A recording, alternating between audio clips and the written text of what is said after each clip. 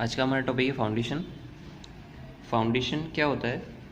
Foundation is an important part of the structure which transfer the load of the structure to the foundation soil. मतलब कि foundation building से आने वाले load को soil पर safely transfer करने का काम करता है।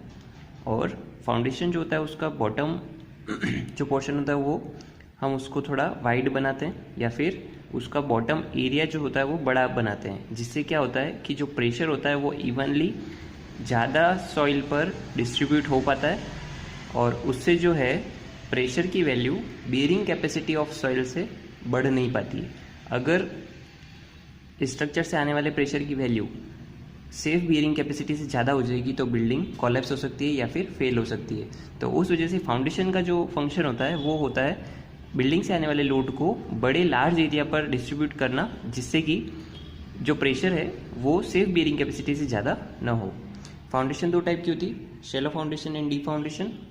शैलो फाउंडेशन जो होती है वो कम डेप्थ की होती है एंड डीप फाउंडेशन जो होती है वो मेनली ज़्यादा डेप्थ की होती है। इनके बीच में जो डिफरेंस होता है, if the depth of footing is equal to or greater than its width, then it will be called deep footing and otherwise it will be shallow footing। इसके बाद हम ये देखते हैं कि फाउंडेशन जो है शैलो और डीप फाउंडेशन वो किस कंडीशन में दी जाती है, किस कंडीशन में शैलो फाउंडेशन दी जाती है और किस कंडीशन में जो है वो डीप फाउंडेशन दी जाती है। मेनली ये डिपेंड करता है आने वाले लोड के ऊपर और फाउंडेशन सॉइल जो है बॉटम में जो सॉइल है वो किस टाइप की है उसके ऊपर डिपेंड करता है। अगर आने वाला लोड कम है और फाउंडेशन सॉइल का बियरिंग कैपेसिटी अच्छा है तो उस कंडीशन में हम शैलो फुटिंग दे सकते हैं। और अगर आने वाला लोड ज़्यादा है और जो फाउंडेशन सॉइल है उसकी बियरिंग कैपेसिटी कम है तो उसके लिए हमें क्या करना होगा कि फाउंडेशन को जो है वो बहुत ज़्यादा डेप्थ तक देना पड़ेगा, जिससे कि हमको अच्छी बियरिंग कैपेसिटी मिल सके। इसीलिए उस कंडीशन में जो है वो डीप फाउंडेशन दिया जाता है। हमने बियरिंग कैपेसिटी वाले चैप्टर में पढ़ा था कि जैसे जैसे हम डेप्थ पर जाते जाते हैं तो बियरिंग कैपेसिटी बढ़ती जाती है। तो इस वजह से जो है वो ज़्यादा बियरिंग कैपेसिटी के लिए हमको ज़्यादा डीप फाउंडेशन देनी पड़ेगी। कई बार क्या होता है कि टॉप की जो सॉइल होती है वो कम बियरिंग कैपेसिटी की होती है और बॉटम में जाने पर अच्छी बियरिंग कैपेसिटी की सॉइल हमें मिल जाती है। तो उस कंडीशन में जो है वो हम शैलो फाउंडेशन नहीं देकर और डीप फाउंडेशन देते हैं। ठीक है, अब शैलो फाउंडेशन वापस से तीन टाइप का होता है, आइसोलेटेड फुटिंग, स्ट्रिप और वॉल फुटिंग, राफ्ट और मैट फुटिंग। ठीक है, सबसे पहले देखते हैं आइसोलेटेड फुटिंग क्या होता है।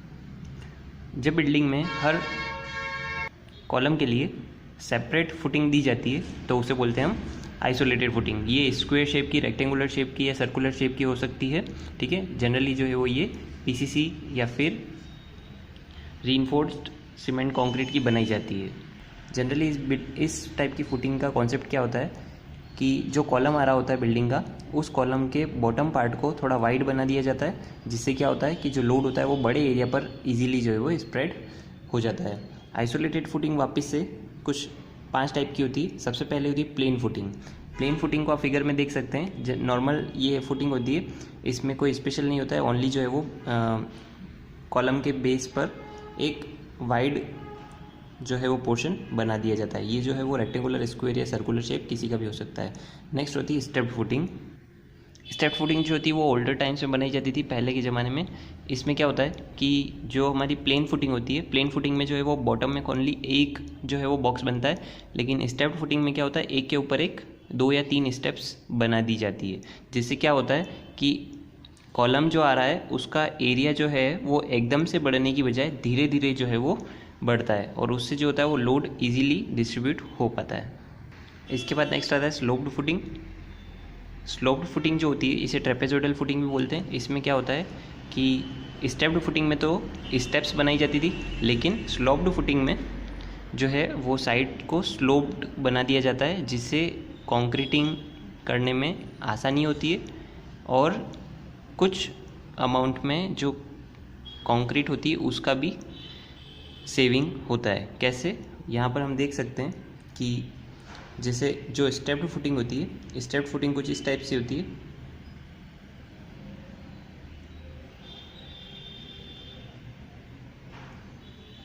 ठीक है, और जो स्लोप्ड फुटिंग होती है वो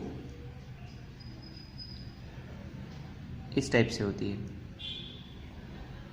तो क्योंकि जो लोड डिस्ट्रीब्यूशन होता है कॉलम से वो इस ऊपर से ऐसे आकर और ऐसे ही होगा, जबकि यहाँ पर जो है वो एक खांचे बने हुए होते हैं। तो उस वजह से क्या होता है कि जो मेन यूज़ में जो आने वाली कंक्रीट होती है वो इतनी ही होती है, ठीक है। तो ये जो एक्सिस जो पार्ट होता है वो मेनली जो है वो स्ट्रेंथ में अपना योगदान नहीं दे पाता है। उस वजह से जो है वो इस टाइप की कंक्रीट को थोड़ा मॉडिफाई करके फुटिंग को और इस टाइप की बना दी जाती है। इसके बाद नेक्स्ट होता है इसेंट्रिक फुटिंग।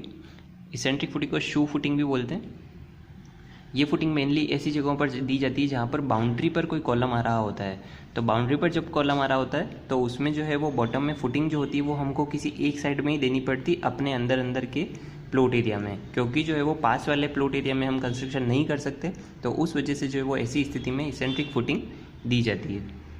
और जो कॉलम होता है वो इस फुटिंग के किसी एक एज पर दिया जाता है, जैसे कि फिगर में दिखाया गया है। इसके बाद नेक्स्ट आता है कंबाइंड फुटिंग।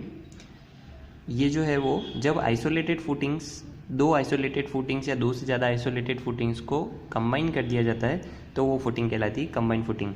ऐसा किस कंडीशन में किया जाता है? जब कोई दो आइसोलेटेड फुटिंग्स बहुत ही ज़्यादा पास पास आ रही हो या फिर उनके बीच में ज़्यादा स्पेस नहीं होने के कारण वो एक दूसरे के ऊपर ओवरलैप हो रही हो, तो उस कंडीशन में जो है वो उन दोनों फुटिंग्स को जो है कंबाइन बना दिया जाता है। जिससे यहाँ पर देखते हैं कि मान लीजिए ये कोई दो हमारी फुटिंग से प्लान में देख रहे हैं, अपन ऊपर से टॉप व्यू से देख रहे हैं, ये हमारी कोई एक फुटिंग है और जस्ट उसके पास में यहाँ पर कोई एक कॉलम आ रहा है और उसकी फुटिंग जो है वो कुछ इस टाइप से बनानी है। ये जो है वो यहाँ पर इतना पोर्शन इसका ओवरलैप हो रहा है। तो उस वजह से क्या होता है कि हम इन दोनों फुटिंग को अलग अलग नहीं बनाकर पूरी फुटिंग को जो है वो एक ही सिंगल पीस में कास्ट कर दिया जाता है। ये फुटिंग वापस से दो टाइप की होती है, रेक्टेंगुलर फुटिंग और ट्रेपेजोइडल फुटिंग। रेक्टेंगुलर फुटिंग तो ये कुछ इसी टाइप से होगी जिसमें कि बॉटम जो बनता है वो रेक्टेंगुलर शेप का बनता है। और ट्रेपेजोइडल फुटिंग जो होती है, मान लीजिए ये एक हमारा कॉलम है,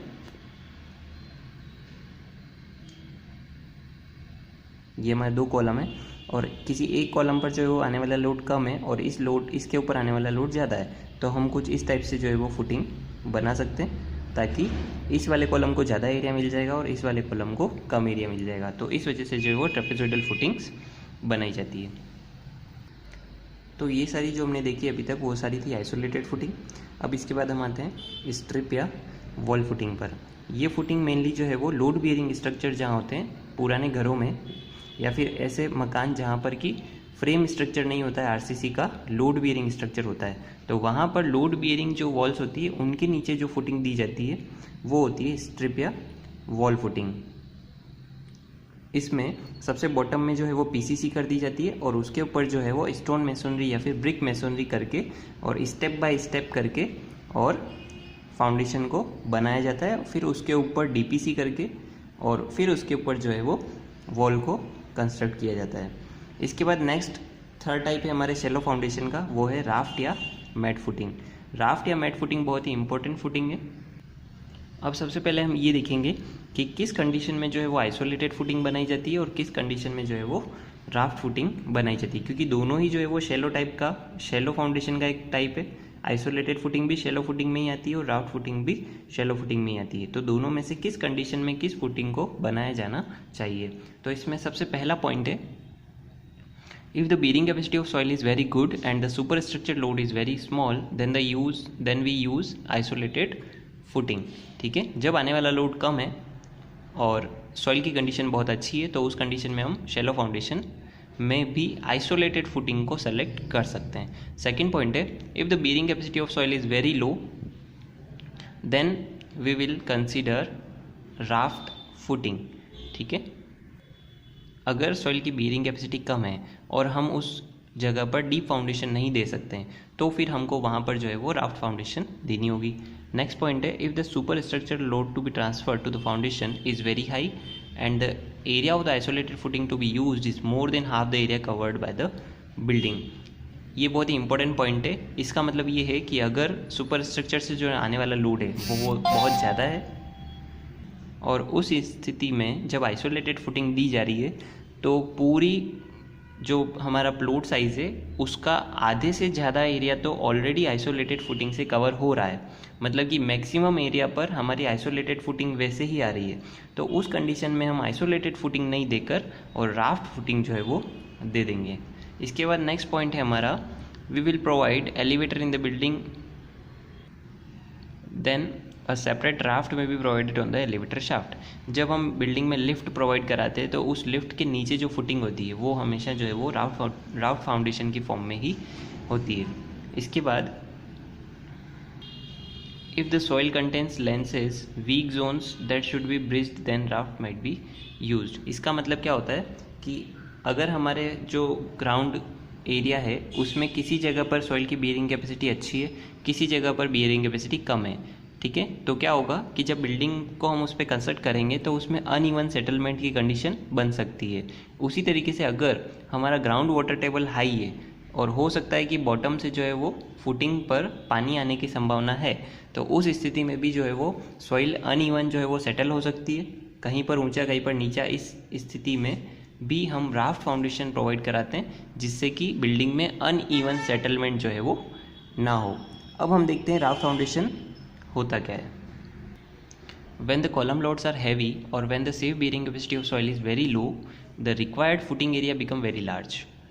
As mentioned, this footing is in shallow foundation, so in order to spread the load over large area with less depth, then we have to increase the footing area. If we increase footing area, the footings are overlapped each other. Instead of providing each footing on each column, all columns are placed in common footing.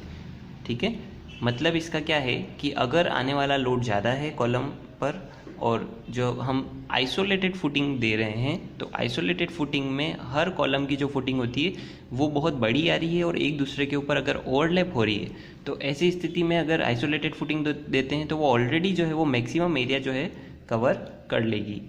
तब हम क्या करेंगे कि raft foundation provide कराएंगे। Raft foundation क्या होती है, पूरा जो ग्राउंड लेवल है उस पर हम एक स्लैब की फॉर्म में पूरे में आरसीसी कर दी जाती है और उस पर जो है वो कॉलम्स खड़े कर दिए जाते हैं। ये जनरली जो है वो एक टाइप से कंबाइंड फुटिंग है, हर कॉलम की फुटिंग जो होगी वो इसमें कंबाइन हो जाती है। A raft foundation is a solid reinforced concrete slab covering entire area beneath the structure. इसका मतलब यही है कि राफ्ट फाउंडेशन क्या होती है, एक सॉलिड रीइंफोर्स्ड कंक्रीट की स्लैब होती है जो कि पूरे एरिया को कवर करती है और उसमें से जहाँ जहाँ हमें कॉलम की रिक्वायरमेंट होती है वो वहाँ पर कॉलम दे दिए जाते हैं। इससे क्या होता है कि डिफरेंशियल सेटलमेंट जो होता है वो मिनिमाइज हो जाता है। मेनली इस टाइप के जो फाउंडेशन होते हैं वो मल्टी स्टोरी बिल्डिंग्स में, सी शोर एरियाज़ में, कोस्टल एरियाज़ में जहाँ पर कि वाटर टेबल हाई होता है और बियरिंग कैपेसिटी जो होती है सॉइल की वो कम होती है, तो उस स्थिति में जो है वो राफ्ट फाउंडेशन दी जाती है। और एक और जो रीज़न होता है इसको देने का, जहाँ पर बिल्डिंग्स में कॉलम्स बहुत ज़्यादा आ रहे हैं तो उस कंडीशन में आइसोलेटेड फुटिंग देने की बजाय राफ्ट फुटिंग जो है वो दे दी जाती है।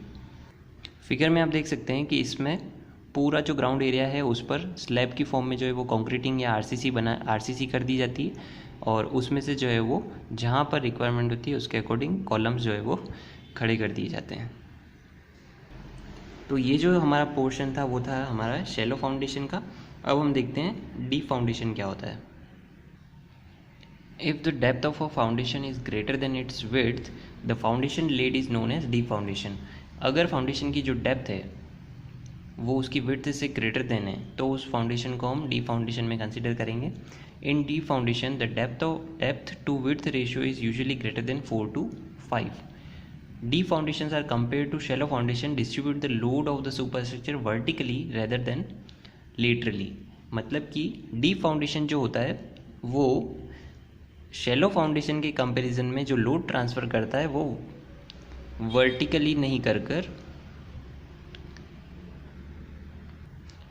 लेटरली नहीं कर वर्टिकली करता है। क्यों वर्टिकली क्यों करता है? क्योंकि जो डीप फाउंडेशन होता है वो वर्टिकली ग्राउंड के अंदर बहुत डीप तक पेनिट्रेट किया हुआ होता है। उस वजह से जो है वो फाउंडेशन से जो आने वाला लोड होता है उसको वर्टिकली जो है वो ट्रांसफ़र कर देता है।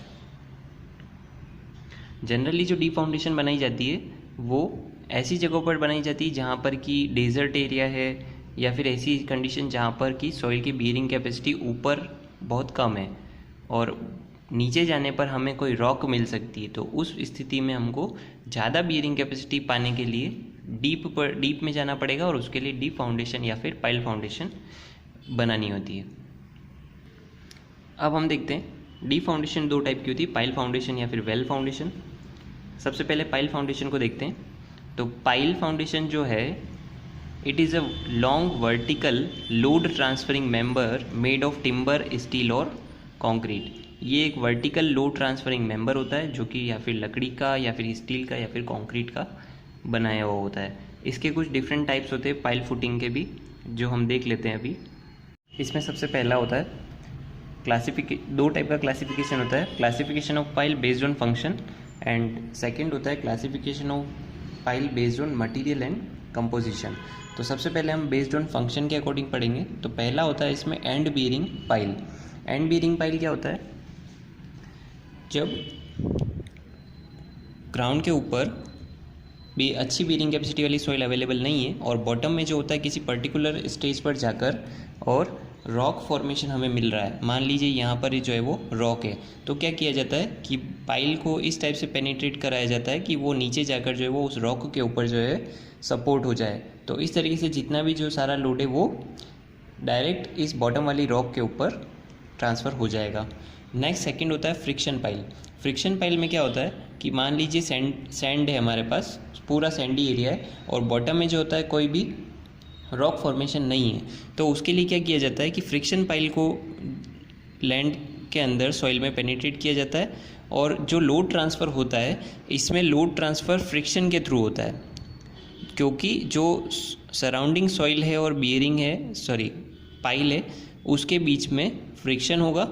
तो फ्रिक्शन के कारण जो है जो पाइल है वो अपना लोड जो है वो सराउंडिंग सॉइल के ऊपर ट्रांसफ़र कर देगी। थर्ड होता है कॉम्पेक्शन पाइल। कॉम्पेक्शन पाइल में क्या होता है, लूज ग्रेन्युलेटेड सॉइल जो होती है उसकी अगर हमें बियरिंग कैपेसिटी बढ़ानी है तो उसके लिए क्या किया जाता है कि सॉइल के अंदर कम स्पेसिंग पर दो से ज़्यादा जो है वो पाइल को पेनिट्रेट कर दिया जाता है। तो उससे क्या होता है कि जो पाइल्स है ये पाइल सराउंडिंग सॉइल को जो है वो कॉम्पैक्ट करने का काम करती है और उन्हें जो है वो बाउंड कर देती है। तो उस वजह से जो है लोड ट्रांसफ़र कुछ इस टाइप से आपस में इनमें हो जाता है। जब दो से ज़्यादा पाइल को एक के पास एक पेनिट्रेट किया जाता है तो उससे आसपास की जो सॉइल होती है वो कॉम्पैक्ट हो जाती है और एकदम से चारों तरफ से जो है वो पैक हो जाती है। नेक्स्ट होता है हमारा टेंशन पाइल। टेंशन पाइल में फिगर में देख सकते हैं कि मान लीजिए ये हमारा कोई स्ट्रक्चर है और इस टाइप से जो है वो लैंड है। तो क्या होता है कि मान लीजिए इसके नीचे तो यहाँ पर दो पाइल सपोर्ट में लगाए रखी, लेकिन ये जो पोर्शन है सॉइल का स्ट्रक्चर का वो इस तरफ से कैंटिलीवर है और अगर मान लीजिए इस तरफ से जो है सी शोर है जिधर से जो है वो वाटर का प्रेशर आ रहा है, ठीक है, तो उस वजह से क्या होगा कि वाटर टेबल भी हाई होने से जो है इस स्ट्रक्चर पर नीचे से इस टाइप से प्रेशर लगेगा और ये इस बिल्डिंग को जो है वो ऊपर उठाने की कोशिश करेगा, ठीक है। तो उसको रोकने के लिए क्या किया जाता है, यहाँ पर एक टेंशन पाइल जो है वो लगा दी जाती है, जो कि क्या करती है इस स्ट्रक्चर को ग्राउंड के अंदर बनाए रखने का काम करती है और इसको ऊपर नहीं उठने देती है, ठीक है। इसके बाद नेक्स्ट होती है हमारे एंकर पाइल। एंकर पाइल का क्या काम होता है, anchor pile provides anchorage against horizontal pull from sheet piling और अदर पुलिंग फोर्सेस। अगर किसी स्ट्रक्चर पर हॉरिजॉन्टल पुलिंग फोर्स लग रहा है तो उससे रोकने के लिए जो है वो हमें एक एंकर पाइल का प्रोवाइड करानी होती है। एंकर पाइल का नाम से ही पता चल रहा है कि ये जो है वो एक तरीके से एंकरेज का काम करती है, जो कि स्ट्रक्चर को अपनी जगह पर बनाए रखने का काम करता है। नेक्स्ट है फेंडर पाइल और डॉल्फिन पाइल। फेंडर और डॉल्फिन पाइल जो होती है वो वाटर फ्रंट पे जो स्ट्रक्चर्स होते हैं, जैसे कि पोर्ट्स होते हैं, जो समुद्र के किनारे जो पोर्ट्स होते हैं, वहाँ पर जब शिप्स आके टकराते हैं तो वो शिप्स को टकराने से जो स्ट्रक्चर को डैमेज हो सकता है उससे बचाने के लिए जो पाइल्स दी जाती है वो होती है फेंडर पाइल या फिर डॉल्फिन पाइल। ये जनरली जो है वो हाइड्रोलिक स्ट्रक्चर्स में प्रोवाइड कराया जाता है जहाँ पर कि स्ट्रक्चर पानी के कॉन्टेक्ट में होता है। इसके बाद नेक्स्ट होता है शीट पाइल। शीट पाइल का भी वर्क जनरली जो है वो फेंडर पाइल और डॉल्फिन पाइल के जैसा ही होता है। शीट पाइल जो होती है एक शीट की फॉर्म में होती है, जिसको कि स्ट्रक्चर को किसी भी जैसे पानी से बचाना है तो वहाँ पर शीट पाइल लगा दी जाएगी, जिससे कि स्ट्रक्चर जो है वो पानी से सेफ हो जाएगा। जैसे कि मान लीजिए यहाँ पर ये हमारा ग्राउंड फ्लोर है, सॉरी ग्राउंड लेवल है, और इसके इधर जो है वो सी शोर है, समुद्र का पानी आने वाला है। तो हम यहाँ पर क्या करेंगे, एक शीट पाइल लगा देंगे, जिससे कि क्या होगा कि जो वाटर का जो इफेक्ट होगा स्ट्रक्चर के ऊपर वो नहीं हो पाएगा। इसके बाद हमारा जो सेकंड क्लासिफिकेशन है, classification based on material and composition. इसके अकॉर्डिंग पाइल जो होती है 4 टाइप की होती है, concrete pile, timber pile, sheet steel pile and composite pile. सबसे पहले कंक्रीट पाइल को देखते हैं। तो कंक्रीट पाइल्स 2 टाइप की होती है, precast and cast in situ. Precast pile क्या होती है, जब किसी पाइल को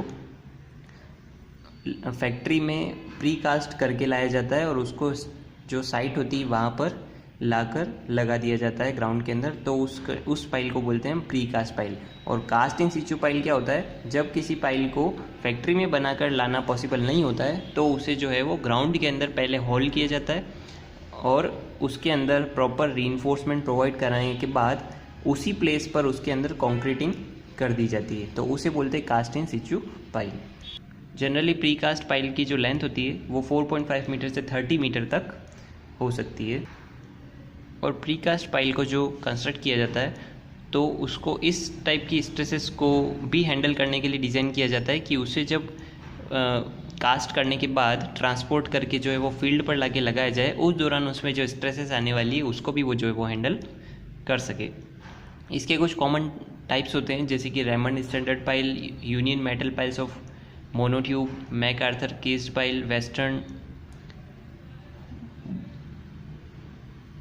baton bottom piles, Raymond steel taper pile, MacArthur compressed uncased pile and Franki standard pile. ये कुछ इनके ब्रांड के अकॉर्डिंग कुछ नाम्स होते हैं प्री कास्ट पाइल्स के। इसके बाद नेक्स्ट हम देखते हैं टिम्बर पाइल, जो कि मेनली टिम्बर का बनाया जाता है। फिर ओल्डर डेज में जो है वो इनको यूज़ किया जाता था, नाउ डेज इनको यूज़ नहीं किया जाता है। नेक्स्ट है स्टील पाइल।